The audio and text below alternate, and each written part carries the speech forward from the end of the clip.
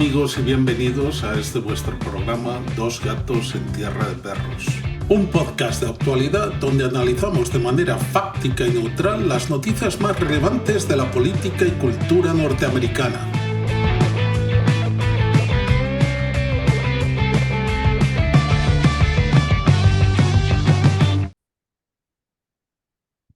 Hola, soy Joe Magaja. Gracias amigos por estar conmigo otra vez para otro episodio de Dos gatos en tierra de perros. Hoy vamos a tener un podcast en inglés porque es preferido para el invitado. El invitado es el candidato para la asamblea del distrito 53 de California, Carlos Goytía. So I will switch to English now. Welcome, Carlos.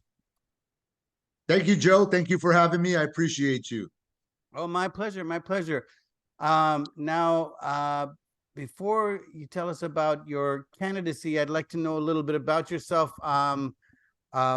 Where did you grow up and what was your family situation like and that kind of thing? Absolutely.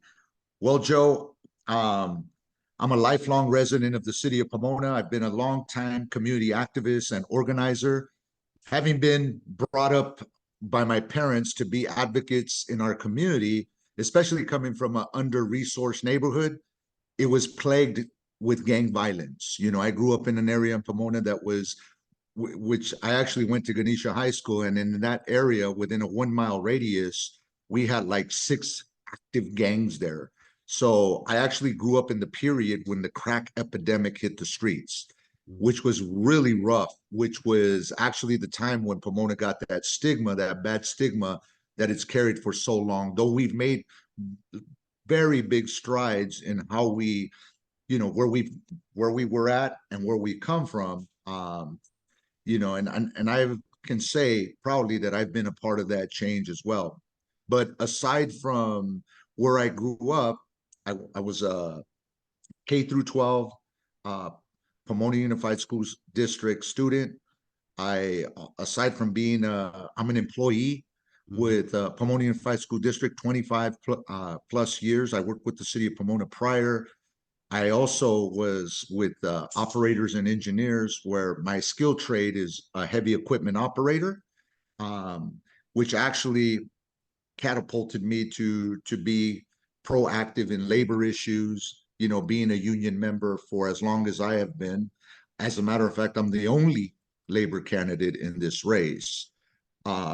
But aside from being employed at Pomona Unified School District as a senior groundsman for over 25 years, I have the experience of being on negotiating committees for my local union. Also, I was a Parks and Recs commissioner for 8 years to bring much needed renovations to our city parks. I'm proud to say that I accomplished a lot of work as a Parks and Recs commissioner.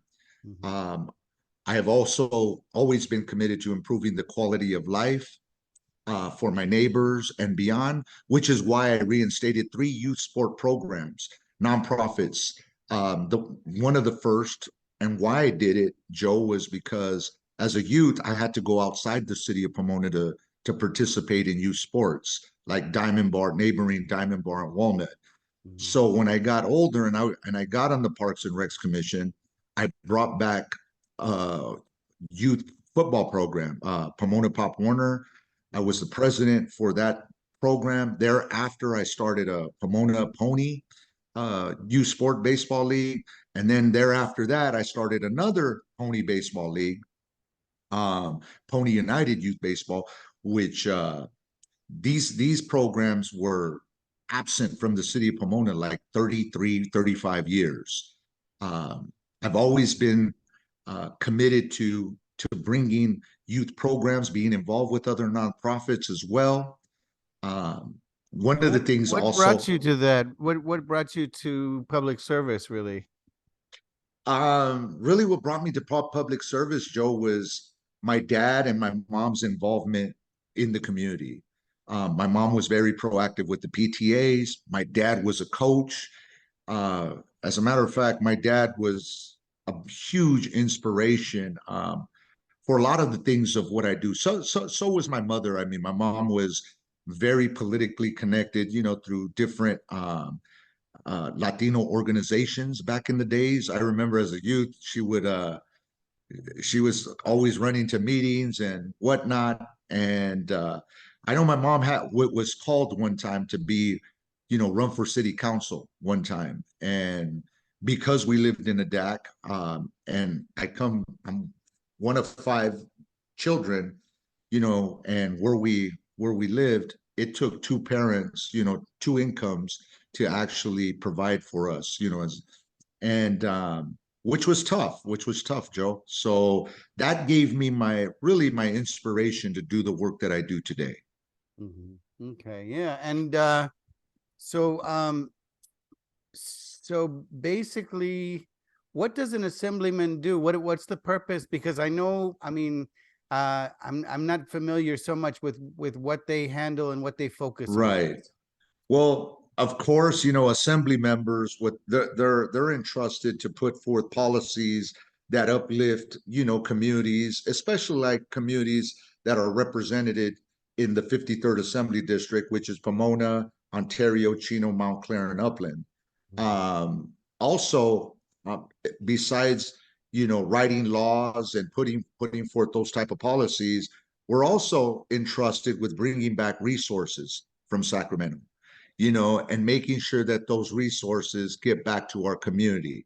And also because of the influence of the chair, this also allows the assembly member to work with water district directors, to work with school board trustees, to work with the mayor and the city council and others in civic and municipalities, throughout the region, and county supervisors, etc., to work collaboratively with them to make sure that we're bringing those resources back.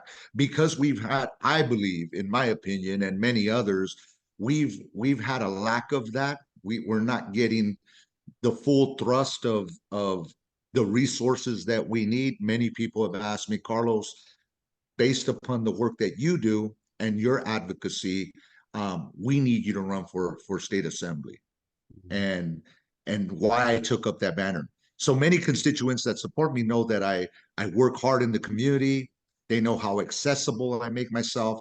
And when others are scared to speak up, I have the courage to be the voice for the voiceless, and will continue to bring these values to serve others in a capacity as that next state assembly member. Okay, that's great. Yeah, it's interesting. Like we talked about this a little bit before we started recording, that you're actually friends with my brother and you're familiar with my family from the area. Yes, sir. Yeah, Pomona has always been well, actually, I think if you go back to like the 40s and 50s, it was actually a pretty thriving community. Right. And then I'm not sure what happened. I don't know if some businesses moved out of the area or what. I know other cities in the area going further east, like San Bernardino was a thriving city in the 50s and 60s as well. But they had March Air Force Base, and I think they depended on that for a lot of their money. And once that pulled up stakes, then it became a really rough area. And from what I understand, San Bernardino is now one of the most dangerous cities in the country. Right. Yeah. And I know the mayor of San Bernardino, her name's Helen Tran. I actually, supported her candidacy when she ran for mayor just recently. She's just got elected, I want to say 2 years ago. Yeah, 2 years ago, she just got elected. I hear they're starting to work to bring back San Bernardino to where a place where, for a long time they haven't been, and they need to be. So this is another thing, because of my network as a water district director, Joe, is I'll be able to, I already have established relationships with a lot of elected officials throughout the region, because water knows no boundaries, right? We deal with everybody. Water is something that everybody needs at every level. And as a water district director, I've been on the board for 13 years with the Three Valleys Municipal Water District. And people ask me, I work full time. I get up at 5 o'clock in the morning, every morning, Monday through Friday. I put my working boots on, where I see your brother, where I get to see your brother every day, throughout the week. Also, outside of that, I handle the responsibilities of my directorship as a water district director here in the city of Pomona and protecting our water resources, and also handling my campaign as a state assembly member. Now, It's a lot to be done. And then handling my responsibility as a husband, a grandfather. I do got 6 beautiful grandchildren. So, so I got a really busy schedule, Joe. But you know what? I've always been, one of the things about me, I'm a public servant. A public servant that has to do, that has to learn, not just learn, but have to navigate through the politics of that we have to deal with today. And I think we have to be exemplary in what servant leadership looks like. And that's something that I've done. And I've learned that from my parents, from especially my father and my grandfather, of what servant leadership looks like. So I want to bring what that looks like back to the communities and back to the region. Okay. That sounds good. And would you say, because it looked like, talking about prosperity, it looked like Pomona, it has gotten better than it was in the 80s in a lot of ways. I actually live in Montclair, but off of Central and Mission. If you go down Mission a little further, it used to be, well, now there are some HOAs and things. It used to be really rough. I mean, it used to be, you would see streetwalkers and that kind of thing. Right. I think some of that still exists. Yes. But in Pomona. Yes. Yeah, exactly. Right. Is that something that the assembly would handle at all, or is that simply a police matter? Well, actually, the assembly member, we can work with our local agencies, like Pomona. We could work with the Pomona Police Department in making sure that we resource them, helping resource the city as well. That's one of the things that, as a lifelong resident, I know the challenges that plague our city. That's first and foremost. The one thing that distinguishes me from the other candidates is that I have lived experience. I live that. I lived through that. The other candidates haven't lived through that. I actually know the challenges that we face. And because I have those lived experiences, that makes me passionate about wanting to address these things. And one of the things that I just was at a watch commander meeting, with one of our councilmen for District 2, and the police department was there. One of the watch commanders were there. And one of the things that I asked is the police, the watch commander was, and there was some other of his colleagues there. And I asked, like, Holt Avenue is known world renowned, for its prostitution and, the pimping and, the drug use and whatnot. I go, one of the things that we need to do, and human trafficking is also a big issue. One of the things that we need to do is we need to address that head on. And how do we address that? We should empower the businesses there and actually bring new businesses, developers to come in. And here's the thing. When I say that, there's a balance between, gentrification and not pricing families out, because that's one of the things that we have a lot of residents that have lived their whole life in Pomona. And one of the things, because of gentrification, they don't want to get priced out. They don't want to have to leave the cities where they call home, like Pomona. They don't want to leave these communities because that's where their family lives. But that's what gentrification does. But I believe that we could find a balance where we could encourage business developers to come to create businesses, and I could use the influence of the state assembly chair to be able to encourage business developers to help empower those existing businesses in business development throughout that corridor, because we do have to improve our corridors, and not just that, but beautify them as well, so they're appealing. In terms of encouraging them, how will you do that? Are there tax incentives that you can offer, or what can you offer a business to get them come to Pomona or to the Right, area. right. Yeah. Oh, absolutely. You know, one of the things that we can do is those tax breaks, working with the city in streaming businesses to come into the city. You know, one of the things you see a lot in city is vendors, you know, street vendors and whatnot.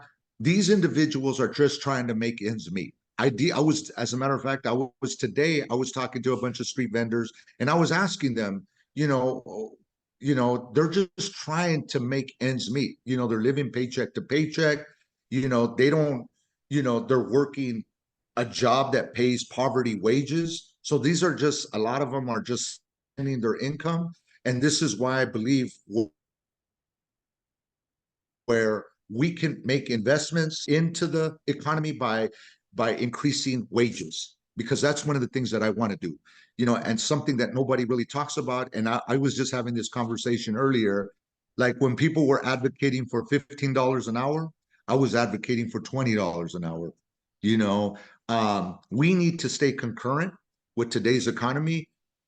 And even the term affordable housing, Joe, it's a cliche word now people use. What is affordable housing? Really, if people are not making thriving wages, then how really are they going to buy the homes that we say are affordable? I look at some of the homes today, they're up like to $1 million homes here in Pomona. I mean, it's ludicrous. So we have to find a balance of how we can get people. And one of the concerns that I hear a lot, Joe, is that, well, if you raise wages, then these businesses, these people that employ are going to wind up increasing, raising up the rates and whatnot. And although that may be true, this is why we need like campaign finance reform. We need to institute where we hold these corporate executives accountable, because happening, Joe, is they rake in billions of dollars in profit, and the people are not reaping that. Right, right. Yeah, I know a lot of young people can't buy houses these days. It's almost impossible. Absolutely you have to not. be a millionaire to be able to buy a house now. Right. And that's just in the last 3 years, it's gotten really impossible to buy a Yes. house. And it's Right. unfortunate. It's driving a lot of people out, not only out of LA County, but out of California altogether, Right. to other states. Right. I'm hoping that turns around. I know that it's gotten very difficult. And I see a lot of stuff. I work in downtown LA, and I see a lot of homeless people. Right. And after the pandemic really kind of, I think, affected the economy in terms of businesses. And like in downtown LA, there are a lot of office buildings that are still empty. Right. And I wonder, is that the case in your district as well? And is that an issue? And do you think that that's going to continue, or that possibly, I've heard some talk about in some cities them converting those office buildings into affordable housing or that kind of thing, because they're the banks often they end up going back to the banks because the people that own them are not, have seen the value drop so much. Right. So then is it worth it to turn them into, affordable housing or something? And is that something that's a possibility? Right. And you know what, Joe, this is why we need to, this campaign that I am running for state office is I want to empower people. I want to be I'm not running for office. I tell people, I'm not running for office. I'm running for you. I'm running for I don't, one thing about our campaign, Joe, is I don't take big oil money. I don't take corporate developer money. I'm not taking those big special interest monies, in my campaign.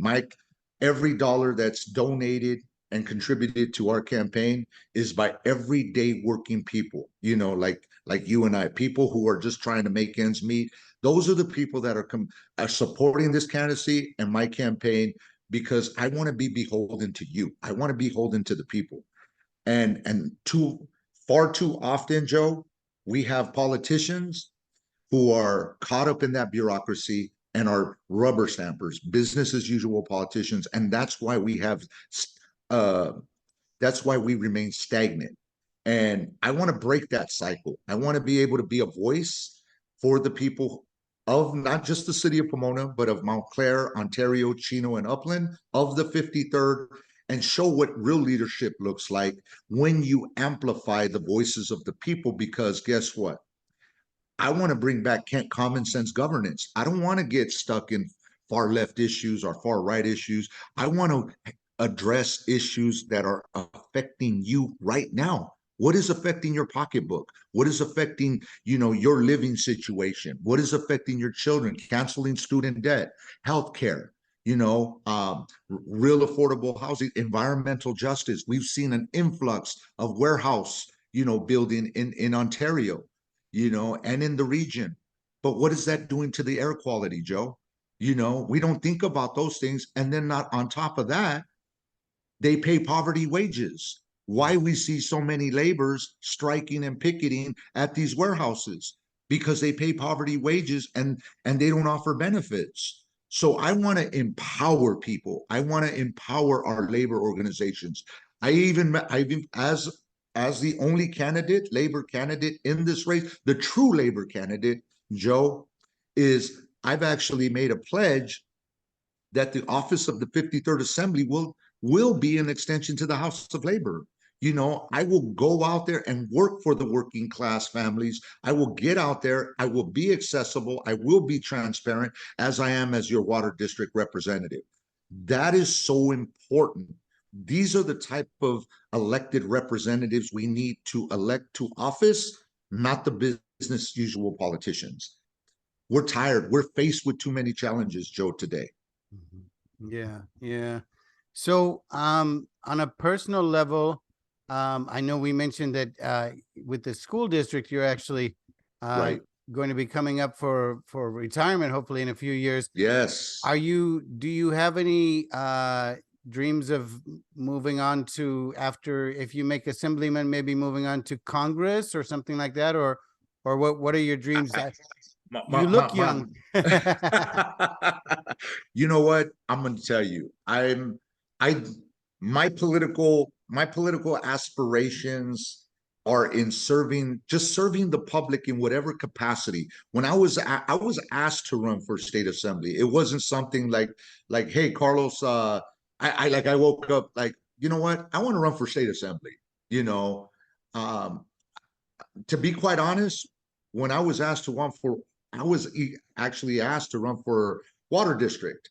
And I'll tell you, it was because of my advocacy, for my ability to get out there and have the political courage to get out there and speak to the city council on issues that were plaguing our community at the time. People were telling me, Carlos, we don't care if you run for school board, we don't care if you run for city council, mayor, you got to run for something. And one of the seats that were open, and I was really intrigued, was the water district, because I was like, I wonder, what's this thing about, what is a water district director? What do they do? So I was intrigued by that. And when I got elected, I was a sponge, because I was like in a whole different universe, a water world where I was totally like, okay, now what do I do? And right away, I hit the ground running. I went to all these meetings. I went to these committees. I started educating myself on the issues and the policies. Now I'm like, the things that I've done on the water district have helped us in so many different ways, as far as water sustainability, reliability, affordability. As a matter of fact, the wholesale water purveyor where I sit at, we have the cheapest water in town, because we offer that at a wholesale cheap rate versus the other competitors. It makes it possible for our retail agencies to at least, and as a water purchaser, I'm not just a director and steward of our water district resources and whatnot, but as a resident and taxpayer, I'm affected by, these rates as well. So I'm always looking at us, looking at it from those lenses. when I go into, serving in office. So yeah, Joe, I want to make sure that I'm always accountable to the residents. That's great. One question about water, our water in Southern California kind of has a reputation for not being the best, I guess you'd say. Right. How Right. is it now? Is it because I remember when I was growing up, every so often there would be a scare where there was, a sewage leak into the water or some issue with the water where they'd say, boil it or whatever. And that's kind of when people shifted from drinking tap water to drinking bottled water. But Right. how's the quality of the water now? Well, I could tell you for one, that was probably all like, that was probably a stigma that, especially coming from like other countries, because I'm going to tell you, like, you go to these water stores, and one of the things that I tell people, that the water that you buy from those water stores, where they sell water for like 25 cents a gallon, we've already cleaned that water. They're getting it from our system. All they're doing it is running it through the filtration again, and or softening it. They're running through a water softener. And then another thing, our water lines don't run, they're not connected to sewer lines. Those are two separate lines. So there are definitely assurances that you have good water quality. And if you have like a taste and odor issue, generally, there's a lot of old homes in the region, it's probably generally because you have old piping in your home, and or it has nothing to do with the water, because we get the water reports. So the water meets state standards, and the water that we have oftentimes exceeds those standards. So it's clean water. It's just, the thing about it is it probably has a taste and odor issue from the pipes that it comes from within your home. Yeah, because roots can get into the pipes, and then dirt. That happened in my parents' house when we saw dirt coming up in the shower, and it turned out the roots had dug into it. Yeah. Oh, absolutely. Yeah, that's good to know, because absolutely. I always thought, the water was okay here because, It is. everybody always worries about the water and they drink bottled water, but you go to a restaurant and you're going to get water with ice, or you're going to get a drink with ice in it. Also the salad that's washed in that same water, everything. Tap water. So, yeah. So if it's bad, water. you're going to get it. You're going to get it sooner or later. If you go out to eat, or if you go to fast food, anything has ice, so it makes sense that it would need to be good. Otherwise there would be a major sickness. And I'll tell you, like, let's just use, for instance, the issues with Flint, Michigan, right? The water issues, that was a poor system that they had. That was a decaying system. They never changed out the piping, any of the water infrastructure was never changed out. So they allowed all those contaminants to get into the system. Guess what? That was because there was no accountability. I could assure you, I am transparent in the sense that I do tours of the water district, not just for my constituents, but for students. I do it for college students. I do it for high school students. I even do it for young students who want to look into careers into the water industry. To this day, Joe, this is something that I do, and all of the information that we have as far as, the water quality, we take them into the lab. We show them that, hey, your water coming from us is safe. You have a safe, reliable drinking water source straight to your tap. That is something that I put my name behind as a water representative for the city of Pomona. And Pomona actually happens to be very, we have some of the biggest aquifers in the region. Pomona has good water rights here in the region. So Pomona is a major player when it comes to water and water rights.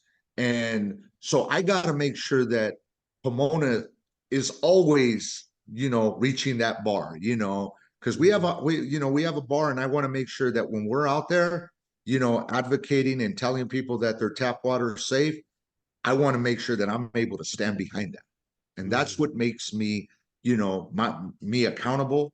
It holds me accountable, and it shows the people, and why I do well during my election cycles as a water district director. I always win handily because people trust the work that I do, you know.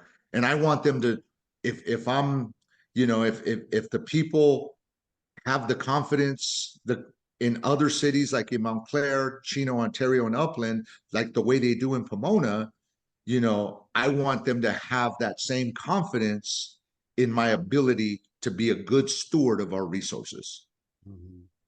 Yeah, how are we doing on the drought? Because I know that it's always seems like there's a drought, and they tell you don't water your lawn, or don't use too much water. Is that still Right. an issue? Because sometimes we'll get heavy rains and then they'll say we're okay for a while. Where are Right. we standing on that right now?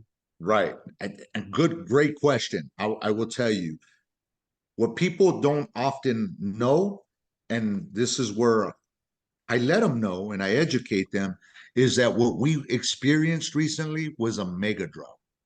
We weren't just in a drought, we were in a mega drought, a 25-year drought, dry period. Are we out of the woods? No, we're not out of the woods. Yes, have we filled up our existing cups, so to speak, you know, our bowls?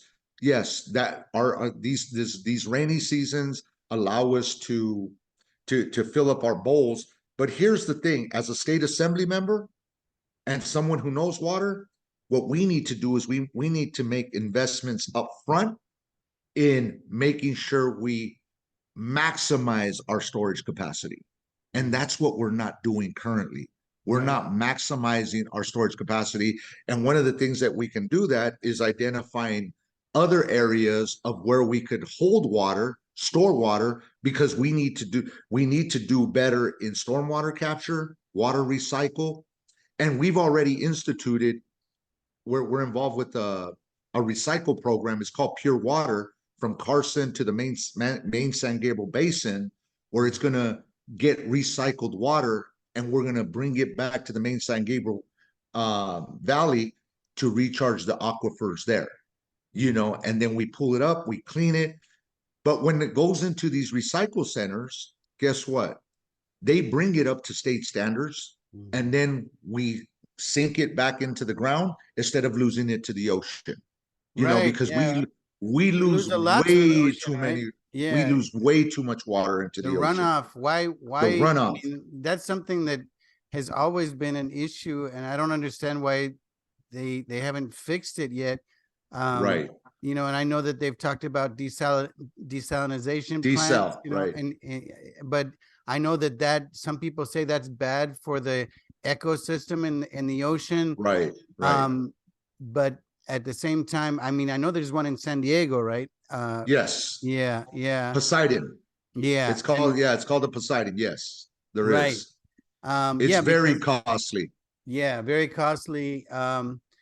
But we need to figure something out, because we basically live in a desert or a dry area that's always Yes, been we dry, do. you know? Yes. And I don't understand why we can't pipe water from areas that do have water, like up Right. north or back east. I mean, we can pipe oil all the way from Canada down to the Right. Gulf of Mexico. And Right. that's more of a danger Right. to the ecology, To because the environment. Right. yeah, if it leaks, that kills wildlife, and it destroys the area. Yes. And often it goes through Native American territories as well, Yep. violating treaties. But why can't we send water from places that get flooded? Right. We see on the news all the time, every year, flooding back east, and Right. we're like dying of thirst. So why not send it our way, you know? So one of the things, Joe, and that's a great question too. One of the things that we're starting to pivot to, and we're making strides in that area, is recycled water.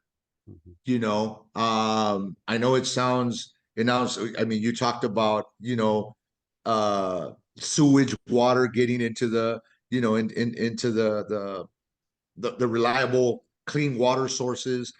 No, what this is, stormwater recycle. This is like like getting recycled water, cleaning it up, taking all the contaminants, sinking it back in the ground, and then storing it when we do need it during those dry seasons. We just got to maximize our ability to do that.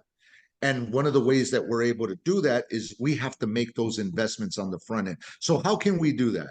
Well, one of the things that we can do that is we could advocate through the state, the governor and the state assembly and the state senate, the upper and lower house. Also, we could tap into federal funding to be able to maximize our ability to do those things. And we have not made those investments. We have not made them. And the ones and those investments we have made, those are, although those are good, it's not enough for the population that we have to cover. So why stormwater capture, water recycle? That's our future. That's our future, especially for here in Southern California. And we shouldn't take desal off the table. Desal should always be an option, for us to do, because as technology continues to grow and get better, we want to be able to stay concurrent with that, because eventually as our technology improves and gets better, guess what? Costs for that will start to decrease. But we have to be proactive in that and making sure that we're not away from the table, and we're actually looking at all viable resources, to be able to provide a sustainable, reliable water source. That's great. That's great. Well, it's been a pleasure talking to you. When is the election? The election is March 5th, but your ballots will be dropping this February 5th. So if you vote by mail, be sure to vote for Carlos Goytía for State Assembly.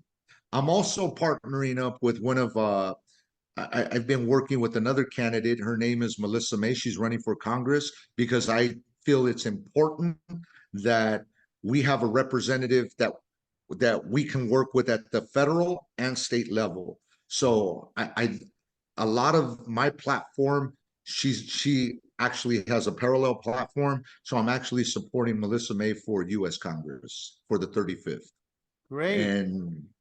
And where can they find you on the web? Where can they find you? Yes. Yeah. You could find me at electcarlosgoytia.com. That's electcarlosgoytia.com. I'm also on social media, Facebook, Instagram, Director Carlos Goytía for State Assembly, and or C Goytía 70 on Instagram, and Carlos Goytía for State Assembly on Instagram. Okay, great. Well, thank you so much. We appreciate your time, and I hope if you get elected, and even if you don't, that you come back sometime and talk to us again. Oh, absolutely. Absolutely, Joe. It's been a pleasure. I want to thank you. Thank your audience. Si se puede, we could do it. Exactly. We need a voice for the people. We need a voice for people. And remember, it's this election, and this campaign will always be about you, putting you first. Know this, know that. This is a very important election. I know we've had low voter turnouts in recent years, but this campaign is about bringing back common sense governance, and it's about you. Perfect. Thank you, Joe. Well, thanks again. And thanks to all our listeners. This is a unique English. This is only our second English episode. We always do it in Spanish. Right. But I hope our friends in Latin America and Spain enjoyed it as well. Espero que gozaron del programa y que entendieron. Me parece que pueden traducirlo a través de YouTube también. So thanks again, and best of luck. Joe, one thing Yes. I want to share for your audience in Latin America, and just a little fun fact. Yes. I'm actually a relative of a famous painter, Francisco Goytía, and from Fresnillo, Zacatecas. My dad is from Fresnillo, Zacatecas. I'm indigenous from the Apacheria. My mom, on my mom's side, she's from Texas. She's from El Paso, Texas. So I do have indigenous ancestry. We are from the Apache, nation. So I tell many people, we have to, and I'm in the front ends of those issues too. But it's important to understand that we have real challenges, and I come from a line of family that's always been in the struggle, and I'm the only candidate with what's happening in Palestine. I'm the only candidate that has come out for a permanent ceasefire resolution. You could see that in my webpage because of my ancestry, because we faced the largest genocide, in the establishment of this country. Though I'm a proud American, I'm proud indigenous, and I'm not naive to what happened to our people. And I do speak about that truth because I do feel and believe that we need to address those issues because we are on stolen land. And that I appreciate that, and I agree. I'd love to talk to you sometime about the situation on a lot of reservations. I've been to the Yes. Morongo reservation, which is Right. much better now, but I went there before the casino opened and went to the powwow. And back then Yes. they didn't have a lot of money, and Right. it was kind of struggling. It was kind of what you see as a stereotypical dirt roads, and but now they're doing better. They have basically a gated community. You have to have an ID to come on the site. I've been there to visit the museum that they have there as well. But yeah, I think that indigenous rights are an issue, particularly in this country, because they're really diminishing, and Yes. I think that soon, if nothing's done, because a lot of people, because of poverty too, a lot of people don't stay on the reservation, and when they leave, they don't come back. They if they get a good job in the city, they don't want to go back to that old life. And the culture is disappearing because of that, and it's very sad. So Right. And we need to educate. One of the things too, Joe, that's noteworthy as well. I was the only elected official at the time when they were advocating for ethnic studies as a high school graduation requirement here at Pomona Unified School District. I was the first elected official that had the political courage, because once again, because I'm indigenous, to support and endorse ethnic studies as a high school graduation requirement. And I also we have a powwow here in Pomona that every April, the end of the last weekend of April, with the Ohlone, Custonian Rumsen tribe here at Tony Serta Park. That's at Tony Serta Park. Okay, I'll have to go. Serta Park. That sounds great. Please come out. I actually support that. I actually, when I was a Parks and Recs commissioner, Chairman Chief Serta, Tony Serta, who's his wife just currently passed away, rest in peace. But Chief Serta, he's still out there doing the powwows with his family, with his tribe out there. I support and actually help them get resourced with my colleagues on the city council, the mayor. We actually support the powwow. I've been involved with that for many years. I'm going to continue to advocate. I actually was at at a powwow just a couple of weeks ago at Pichanga. So I do get involved with ceremony, and I do get involved with my indigenous community. I'm very proactive with our indigenous community, with our Tongva Nation here, the rightful, the rightful tribe of Tovangar right here in the LA Basin and the San Gabriel Valley. Actually, I'm one of the first people, even as an elected official, Pomona, before it was Rancho San Jose, before it was Rancho, Palomares, Ricardo Bejar, Spadra, even predating Pomona, this was Pimucanga, this was Toibinyan, this was Tongvalan, and I speak to that, I speak and proud of the fact that I'm just a caretaker and a steward of the rightful people, the indigenous people of Tongva, the Tongva Gabrielino nation here.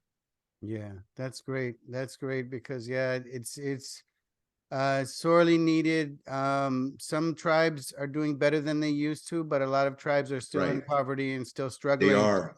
And Yes, they there's are. a big water issue, especially in Arizona. The water Yes. that, because of I guess because of the treaties, I saw a documentary a few years ago where the water goes to Phoenix, but it doesn't go to the reservation. So they actually Right. have to go to wells, and they'll often go early in the morning to collect the water. It's a shame.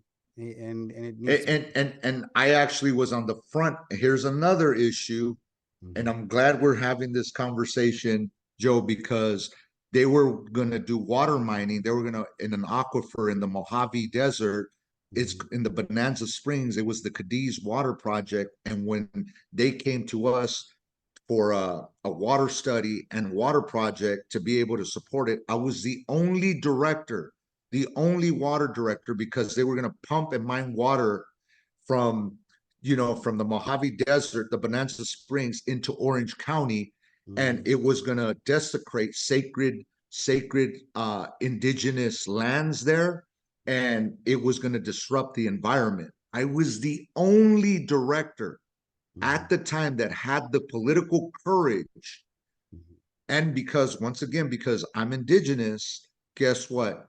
To vote to off-ramp the study and the project, and I was steadfast in that. And about a year, give or take a year and a half later, the rest of the board followed suit. Now we're off of that project.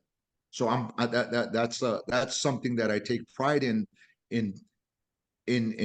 actually supporting, and I mean going against rather, and actually getting the support from my colleagues to be able to see that this was a project that was not sustainable. It wasn't a sustainable water project. So, and because of the sacredness of the indigenous lands there, that was far too important, Joe, to for the profiteering of a corporation just to to pull out the water from there. Right. Well, thank you again, Carlos. We'll definitely be in touch, and best of luck. Stay in touch, Joe. I can't wait to tell John that I had the pleasure and opportunity of meeting his brother. This is small world. I love it. I love it. I love it. Thank you so much, Joe. Please stay connected. For sure. Thank you. Thank you, buddy.